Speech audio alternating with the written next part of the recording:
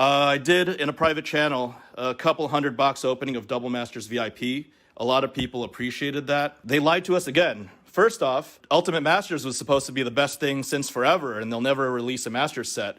Then WotC 2 years later releases Double Masters and basically tanks the value of many, many iconic staples. And what do you get for it? You get a Force of Will to show for it. A Force of Will that's $400 one day and then $200 another day. That's Wizards of the Coast. And they lied to us and they told us that there could be 2 mythic cards per pack. Then they tell us we can turn in some UPCs. I turned in 196 UPCs. I literally got 1 pack. Where the hell are my other 195 packs, WotC? WotC's treating us all like dumb and I took my talents to a completely different team.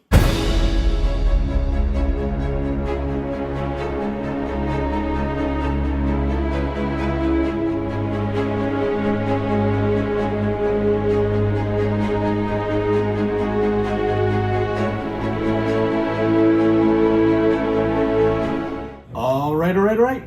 Welcome to FaBled Hunters. I'm Yanji. I'm Saint. And today we're gonna open some cans of worms. What are we doing today? Well, we're gonna open up a can of worms and gonna revisit the reason why we made this channel in the first place. Yeah. At least revisit the Origins video, right? You remember that whole episode? I think you edited it. Yep. I remember it pretty well. I said that I was done buying Magic the Gathering or supporting Wizards of the Coast. Yep. There's a view of the New York City skyline, I think, in one of them. Yep. And some choice words.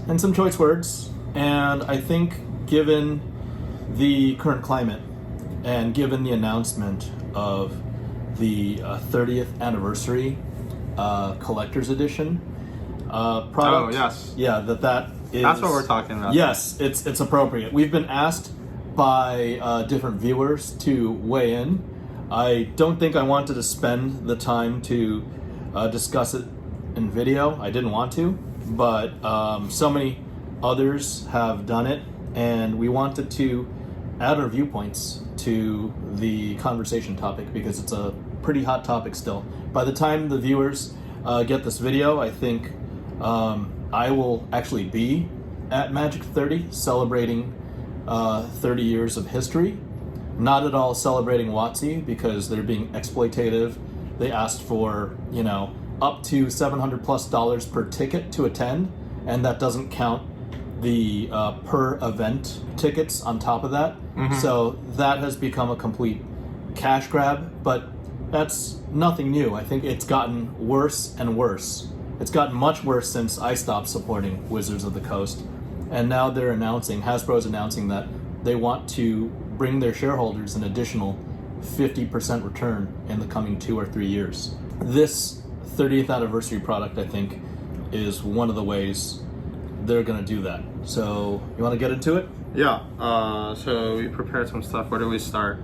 I think we're going to discuss the fact that these are not real cards. They're not tournament legal.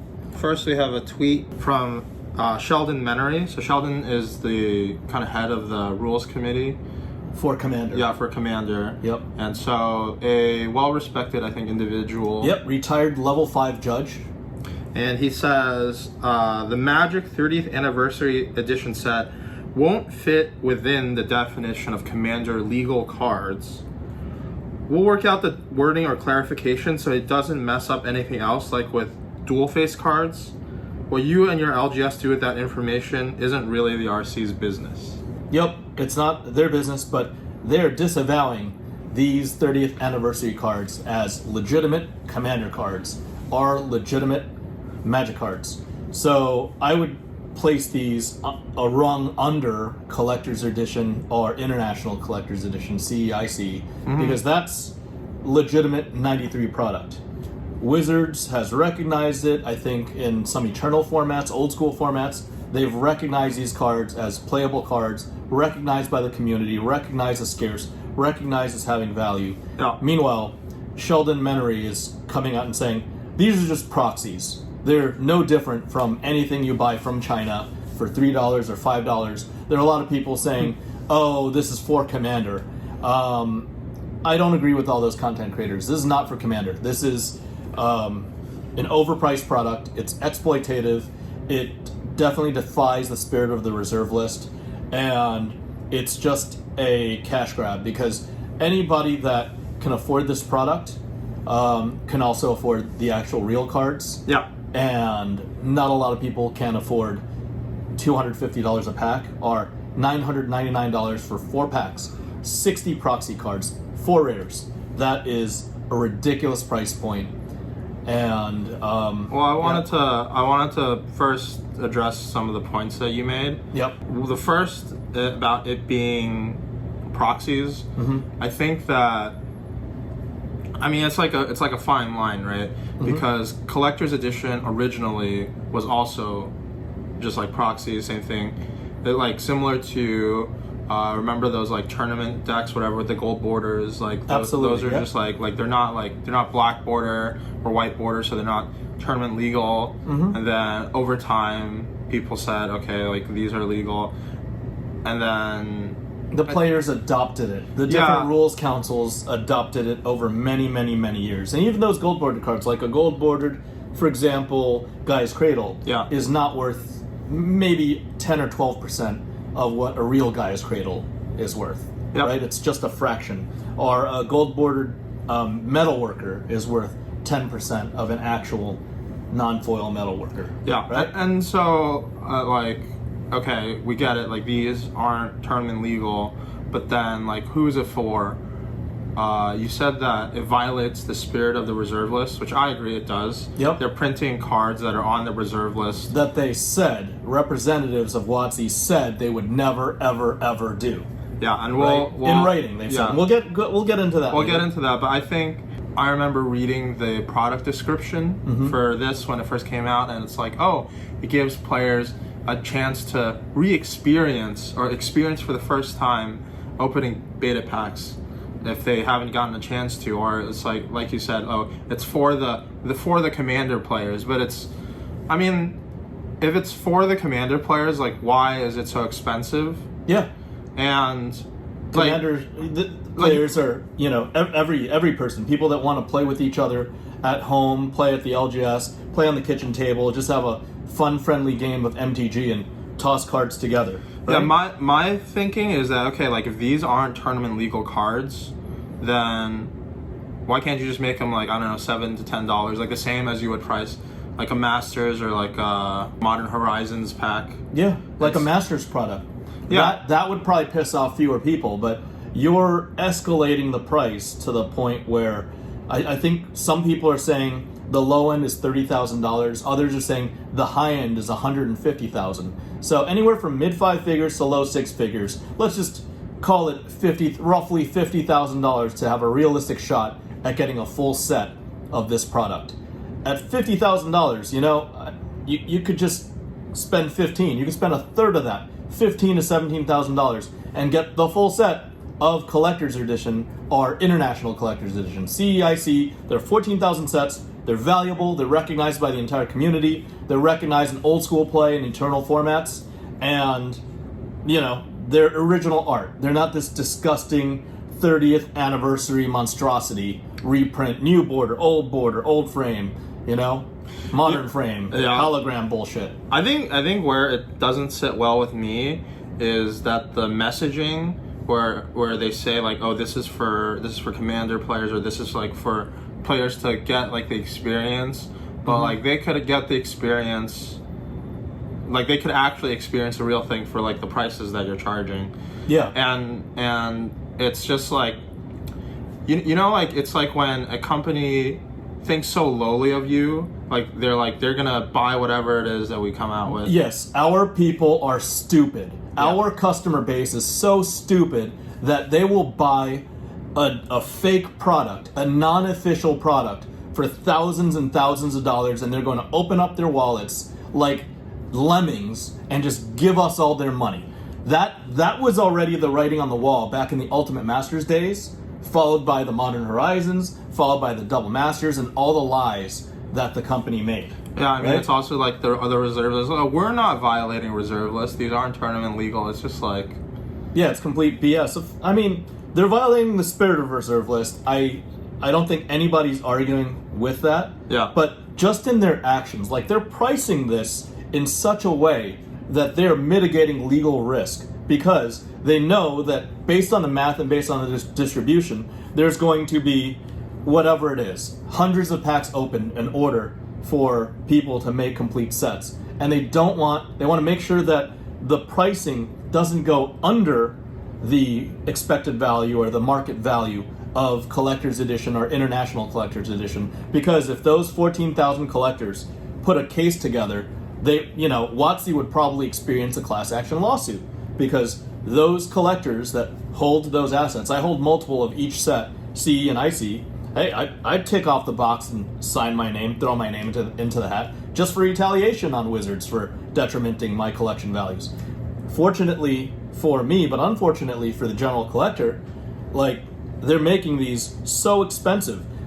Just like you said, 36 packs on a regular booster box will cost $9,000. Like, in this current economy, late 2022, what can you buy for $9,000? You could literally probably buy a box of revised, right? Yeah. With real dual lands, 2 to 5 real dual lands, real demonic tutors, real Shivan dragons, Vesuvan doppelgangers, brain geysers, wheels of fortune. You can buy real power for $9,000. Yes, you could buy more than one piece of real power 9. Yeah. You can almost get to a Black Lotus for the price of 36 packs of fake cards. Yep.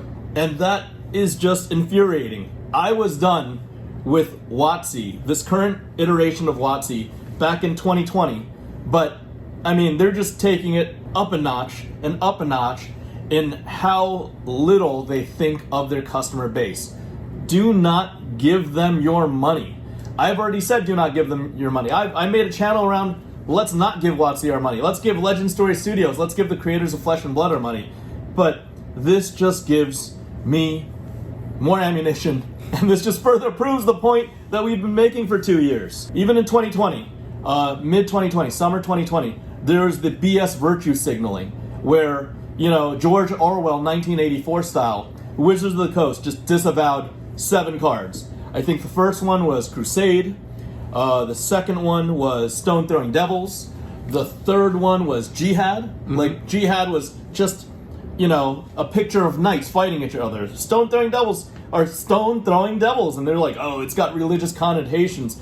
Complete virtue signaling. They want to just, act like if anybody possibly could get offended at a card, that they need to disavow, the existence of these cards. They want to go back and literally wipe these cards from history. That is almost like some, non-democratic regimes being run in this current, on our current planet. That is not very friendly or enlightened. It seems like also a little bit strange, because I feel, isn't the general stance, for example, in, I'm sure everybody knows in history there's, parties that actually commit atrocities. Yeah. And the whole point is that you create these museums and things for people to you recognize remember. History. Yeah, you don't just wipe out history and deny that Imprison was a card, or Cleanse was a card, or Pradesh Gypsies was a card, or Invoke Prejudice was a card. They're just pretending that it never happened, and they're changing the collectors. They're changing the collections and just saying, oh, you know what? Legends wasn't 310 cards, it was 306 cards. These cards don't exist. 25, 27 years after those cards got printed. And that's ridiculous. Nowadays, they've got weakness. This is a Douglas Schuler piece of art. There are literally weakness collectors in the world. I've got 69 copies of weakness. Exactly 69 copies on camera of alpha weakness, because this is a legitimate piece of Magic the Gathering history. They basically wiped weakness off the map. There's nothing wrong with weakness. It's just a picture of a frail man who's weak. And if anything, it's poetic justice that WotC, the shareholders and the executives of WotC, are a bunch of weak men and women that want to virtue signal and pretend that integral cards, this is a 1 casting cost, -2, -1, this is a playable. This is a playable enchantment that they didn't exist, that these cards didn't exist. The other card, and I guess I have to thank WotC, these cards are probably $80 to $100. I've got 69 copies of Earthbind. Beautiful art. I've been an Earthbind collector for years. These were about, up until 2 weeks ago, were about, I don't know, $80 a copy. I think they've gone up to about $500 near mint. This is in alpha and counting. And I mean, thanks, WotC. Thanks for making me close to another $35,000 on Earthbind alone. And I mean, these aren't all the copies I have. I just have 69 copies to show. So 69 FUs to Wizards of the Coast, because these cards exist. There are collectors out there. We love Quentin Hoover. Let me not bend any of them because I actually love these cards. We love Quentin Hoover. This is a picture of a tied up angel, and it's actually playable. This thing kills Hypnotic Specters dead, and I've played this in limited formats before. So they're literally disavowing more and more cards, and these are real cards. This is amazing artwork. There are a lot of collectors that are very passionate about Earthbind, and thank you out there, whoever's out there buying up these cards and collecting these cards and recognizing that this was part of Magic history. You know, you're doing the right thing, because Earthbind is a card, and to me, it will always exist in my mind as a collector and always be a legitimate part of Magic the Gathering history. So we have some words from Jesper, who I think you said was... Jesper Mirfors, yes. He was the art director of Wizards of the Coast before Wizards of the Coast sold to Hasbro and before everybody got woke. I think he was definitely on the credits until 9th edition, like in 2005. So he writes, back in the old days at Wizards of the Coast, we used to joke about how cravenly greedy it would be to release cards that you could only get with a high purchase price, like only available in a booster box, etc. So I don't know if he means like so rare that you get like only one per booster box or something like that.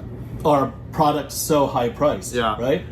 We often said that if we did that, it was because we were out of ideas and the grasping suits had totally taken over. This was in 2018. This guy had some brains. Then we would laugh because we would never allow that to happen. We called them chase cards, and we knew their single purpose was to squeeze even more money out of obsessed players. Even back then, we understood 100% that it was in effect taking advantage of people with certain mental disorders, and that it was the wrong thing to do. I think he's just saying people who like have problems like controlling impulses. Yeah, impulsive buying and spending, spending impulses, like unhealthy spending impulses. Yeah. Absolutely. We knew that many players would see it for what it was, a sign of total loss of respect for our players, all for a pathetic short-term gain. Those cards would have been aimed squarely at benefiting shareholders, not to benefit the players. They would have been disgusting. That is why we never did it, although it was discussed. So even back then, they were thinking about it, and I mean, it makes sense as a business, right? Yeah, like, as a business decision. Of course it does, but Jesper Mirfors, one of the OGs running Wizards of the Coast back then, already knew it was wrong. He said it was wrong, and he that line about it was the wrong thing to do. It was taking advantage of people with mental disorders. He was basically saying, oh, if you're stupid enough to buy a product that's overpriced, you're kind of retarded. I'm just saying, he said it. Look at his words. That's exactly what he's saying. And here they are. Wizards of the Coast, through Hasbro, is doing exactly that. They are treating the customers willing to spend $250 for a pack of proxies like dumb shits. And that's not okay.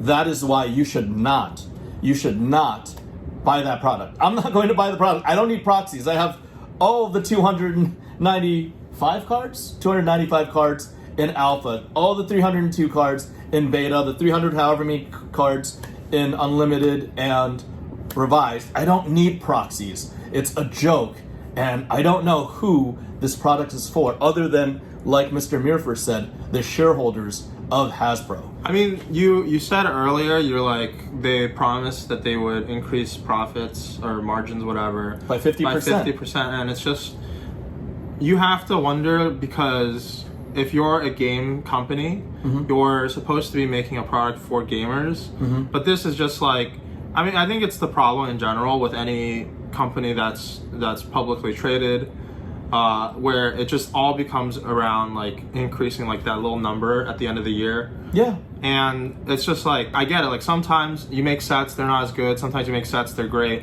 That's all within the game, but then when you when your express purpose isn't to try to make the game as good as it is, Yep. and your goal is to just increase the money, mine money from your dumb customers. and it's just like, I don't know, like there's so many games that you can play, right? Like you don't have to play Magic. You can play other card games. You can play flesh+blood. You can play Pokemon. Play card Yu-Gi-Oh! games. Buy MetaZoo instead of these fake proxies, okay? Yeah. I'll say it publicly and vociferously. I'm never buying MetaZoo, but I would sooner buy MetaZoo. And I would encourage all of you to buy MetaZoo than buy a fake product that is worth zero. Yeah, you could do anything else with your money. Go see a movie. Go buy a video game or something. It's just like, Donate to charity. Yeah. Do something nice. I mean, it's just like, I feel like the part that kind of resonates with me is that, like, obviously if you're a successful game company, you know that you have a product that your customers really enjoy, but then to kind of take advantage of your position and just be like, I'm gonna milk the shit out of My customers. yeah, it's like I'm just gonna take all their money that I can just because I have the power to. I don't know. Yeah, and speaking as somebody in a position of power, we've got some choice quotes from Mark Rosewater, Morrow, who the community depended upon. He was left in charge after Joel Mick and the UPenn testing team left Wizards of the Coast, right? They said it was in good hands. And what did he say? Yeah, so basically he runs his own blog where he answers questions that people send in from time to time, and he's been asked since the end of 2015 that we've found, what are the odds for making a supplemental product like Collector's Edition that just has like reprints from the reserve list? He's been asked a couple of times, will Magic release cards that are on the reserve list but with a different border or a different back? And then he says multiple times, he says, we said we're not going to do it. We're not going to do it. He Unfortunately, said no. Yeah. He says, I personally believe the reserve list was a bad decision, but it's a promise that Wizards of the Coast made, and we want to be a company that keeps its promises. He says, I think as lately as the end of 2017. Yeah. He says, someone asked if you wanted to make a cube product, if you just made clearly like not legal version of powerful cards, can you just like reprint it as gold border or something like that? And he says, we are unwilling to reprint reserve list cards at normal card size regardless of border or back. And look what happens in 2022, 5 years later. All right, we got to take you away from your regularly scheduled Fabled Hunters episode. I had to do this again. Even on filming this 30th anniversary episode, I was just a little tilted. I was a little upset. I literally had to get on the treadmill for an hour, just got off the treadmill, just to not be so frustrated as to keep cursing and swearing, because this whole Mark Rosewater thing just doesn't sit well with me. And I guess the reason is because if you were following Magic the Gathering in the vintage days, in the mid-90s, like Mirage, they literally made a card after Mark Rosewater, Morrow. You know, the nerds, the geeks, the studious, antisocial ones like myself, who were deep into the Magic the Gathering community, we thought this was a guy that looked out for our interests. And, you know, even when Peter Adkinson, Richard Garfield, Joel Mick, and everybody else left with the exit or the sale of Wizards of the Coast to Hasbro, we believed in Mark Rosewater. And his attitude, the way he talked to people on blogs, you know, that holier than thou, I know everything, I am Wizards, I am, you know, the holder, the torchbearer of the reserve list, and I've got the collectors and, you know, the community's interests in mind. That was all a lie. He betrayed 25 plus years of the community's trust. Even I had believed in him, and despite all this BS that has happened with Wizards and Hasbro these past couple of years, this was really the final nail in the coffin. Mark Rosewater is a liar, he's a phony, he's a fraud, and he betrayed all of the global Magic community. And I think the whole idea of community has been shattered. Now, I want to just illustrate in a short story my connection with some of the aspects of Magic. Now, I know earlier I was joking about, joking around about liking Earthbind. I actually do like Earthbind, but even more importantly, I have a relationship and I have respect for Quentin Hoover. I had a relationship with a rapport with Quentin Hoover, and I respected him. I respected his art so much. And through his art, through the collection of his cards, I had built additional relationships that were meaningful to me. For example, I purchased an unlimited raw near mint collection from a husband and wife collector duo on the East Coast, and I still maintain a relationship with them. I still keep in contact with them, and I've done plenty of deals since. But this was the result of grading from that collection. I still remember 103 era. This Earthbind beta, probably low pop, less than 10 of these in this grade exist, I would say. Bought this from a prominent dealer in Europe. He collects primarily alpha, but we joked around. He knew I loved this card, and we still are very good friends. He and his family are welcome to visit me anytime they visit the US or especially New York. This Earthbind, I would never trade it or sell it. This reminds me of the largest ever MTG collection that I was, a buyer of, known to date.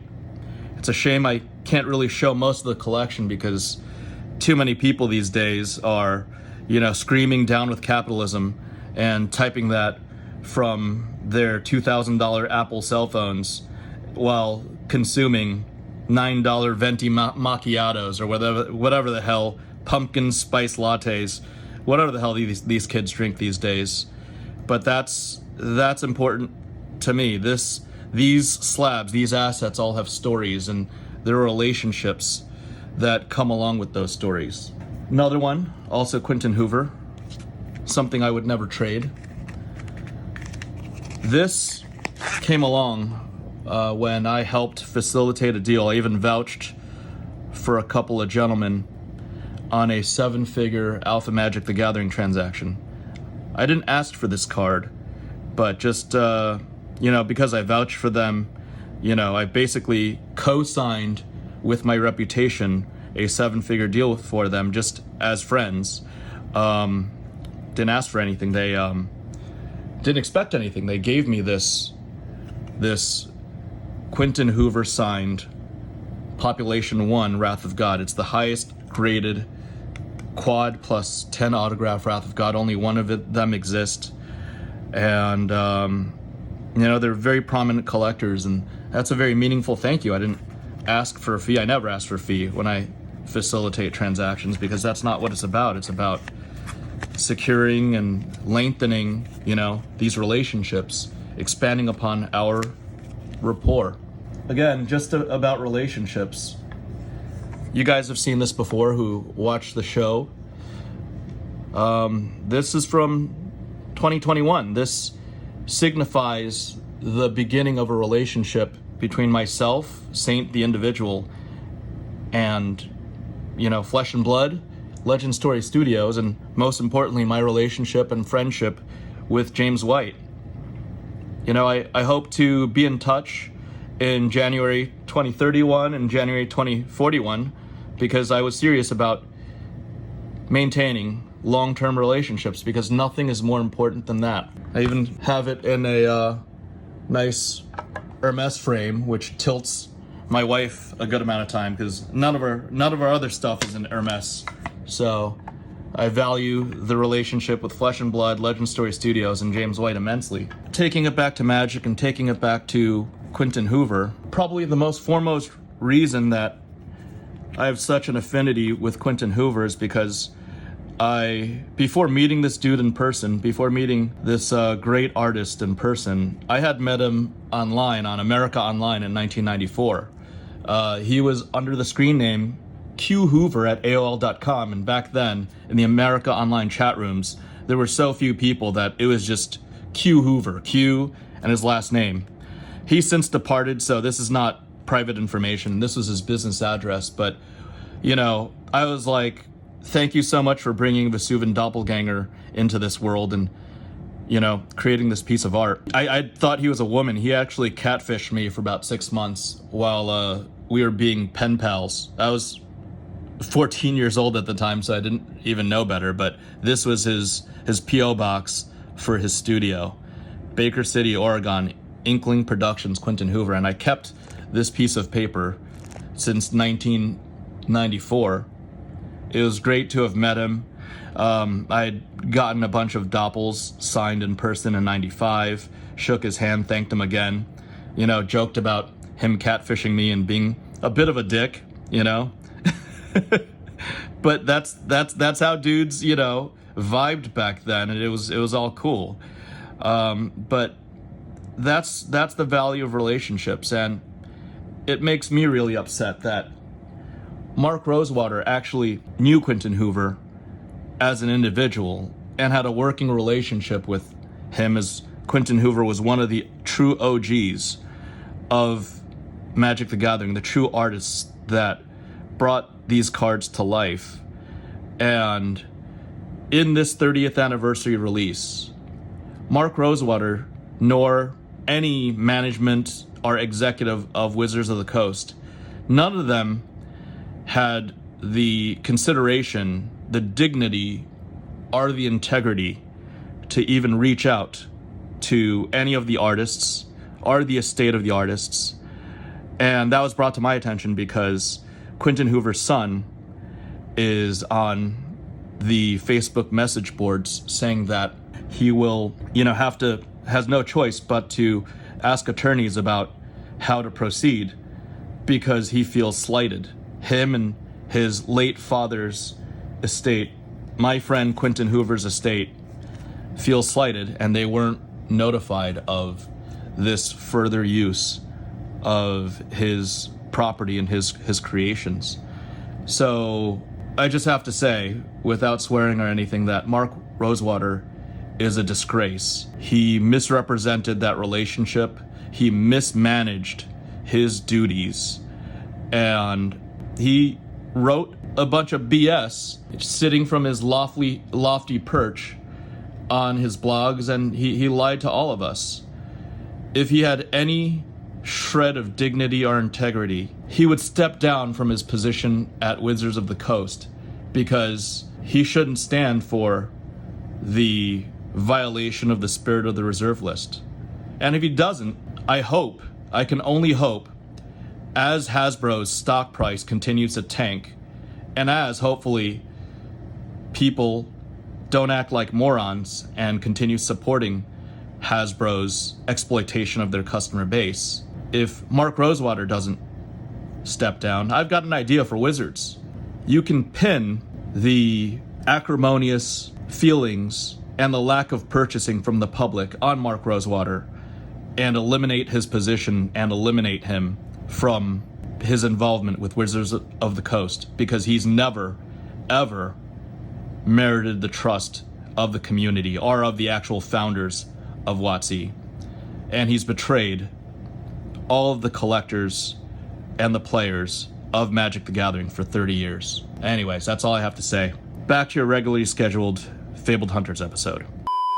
Upholding the reserve list or not upholding the reserve list, like, either way, if you make a decision, like, you made the decision, Yep. You don't necessarily, like, if you actually believe that reserve list is a mistake, and, like, let's say you come out with it and you just, like, say outright, it's like, okay, look, we're reprinting these cards even though they're on reserve lists in this, like, non-legal tournament format. We're doing this because we think that it's, like, appropriate for whatever, for, like, newer players to get the experience. Like, whatever the case is, just, like, admit that, like, there has to be, like, a fault somewhere, right? Yep. And then just, like, okay, like, if you're going to violate the spirit of the reserve list, Yep. and you're going to reprint these cards, just, like, make it accessible. Yeah, at least make it accessible to people. Charge $10, $15, $20 a pack, not $250, because Who's gonna pay that? That's how much a dual land costs. I think you could get like Plateau, Scrubland, Savannah, even up to Taiga. You know, we're touching on the non-blue, non-black duels at that point at $250 an LP, right? I just like I don't believe that you necessarily have to like always like just because you said that you're gonna do something, like it's okay that if you admit it's like, okay, I was wrong for like these reasons. Like, okay, we said we weren't gonna reprint reserve list cards. Now we're printing them because we feel that it's the right course of action. Sure, go ahead and do it, but like do it in a way that actually benefits the players of your game. Yep. And how does this benefit anybody? This is not benefiting anyone. This benefits the shareholders of Hasbro. Yeah, it's like the only people who benefit from this is like, oh, okay, they looked at it. Oh, it costs us, I don't know, like 20 cents to print up per card. We sell 15 cards for $250. Yeah. We make like, it's just like they want to make 10,000% return for their shareholders. And again, the art director of Wizards of the Coast said, if you buy this, you're a freaking idiot. If our customers buy this, we've lost complete respect for our customers. That's literally what an OG member of Wizards of the Coast has said, and here they are doing it. If you're a viewer of FaBled Hunters, hopefully you think about the points. Hopefully you refrain from supporting a company like Wizards of the Coast, and hopefully you think about, you know, a nicer company, a company that cares about their content creators, a company that cares about their players and collectors, like Legend Story Studios, and you support the game of Flesh and Blood, because we're always looking for newer players. It's a worldwide game. It's expanding, probably in over 40 countries now. I heard they're just entering Japan, and their worlds. By this time, the worlds will have already happened, and I'm sure it will have been a great success because they care about their player base. They're not going to shut down their organized play program and terminate all of the pros participating in organized play just to save a little bit of money, and then later on, you know, turn around and say, just kidding, we're going to open up organized play like Magic the Gathering and Hasbro has, right? I don't know. Always keep your receipts. All right, guys. Well, I've said plenty about this 30th anniversary product. Again, I will probably be at that event by the time you see this video, or have attended by the time you see this video. And I'll be there to hang out with my friends and celebrate the product the way it was intended to be celebrated back in 1993. And definitely not opening up this crap that they're trying to pass along as a revisiting of beta, or whatever the hell they want to call it. Anyways, hope you guys like what you see. Remember to like, comment, subscribe, twiddle that notification button, and we'll see you next time. Bye.